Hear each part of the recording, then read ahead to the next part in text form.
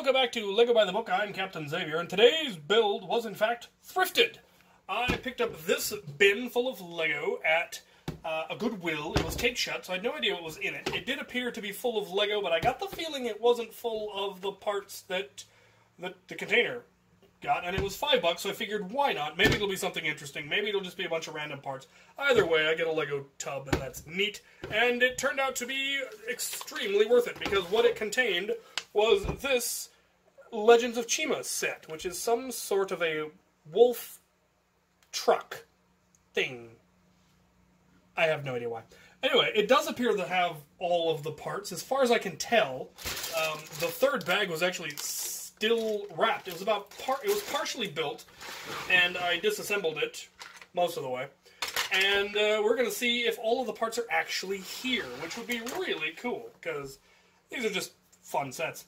For minifigs, it has one eagle dude with armor and weapon, one wolf minion with scars on his eyes and a scimitar, and what I assume is the wolf leader with some kind of weird lightsaber-y looking weapon, and his own body armor as well. So that is pretty snazzy. I think I had one of these wolf guys already.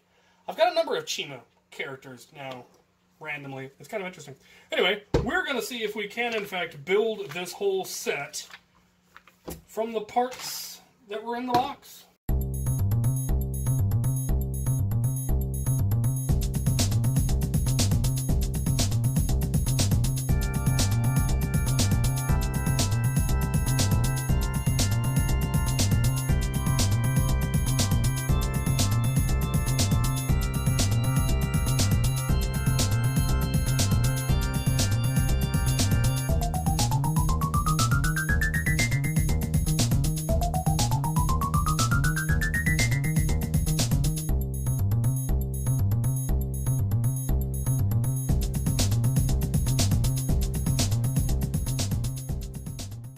I'm sure I should look up this set and figure out what its name is. It'll pop up here somewhere.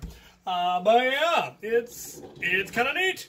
It's got a couple of action features which are nifty. It has a cannon on a ball joint swivel mount, so it's got excellent articulation. You can aim it wherever you want. And it fires. It's one of the big Technic rubber-tipped cannons, so it's fairly substantial. You could shoot it at all sorts of things. Then when you move it, when you move the front wheels, it makes the mouth go up and down. Chompy mouth truck. And then it has this bit dangling in the back. I don't know what it's supposed to be, but it looks like claws that you can wind in and wind down. It doesn't actually have any suspension. I thought that was kind of surprising. I was expecting some manner of suspension on here, but it doesn't really have any. Not truly. But it does. The undercarriage was actually interestingly designed. I was kind of surprised at some of the choices they went with, but loads of parts I didn't have, which is always cool. So yeah, I like it. The back end does look like a proper pickup truck, like you could actually take it apart and make it into more of a deuce and a half looking thing. Which is kind of neat.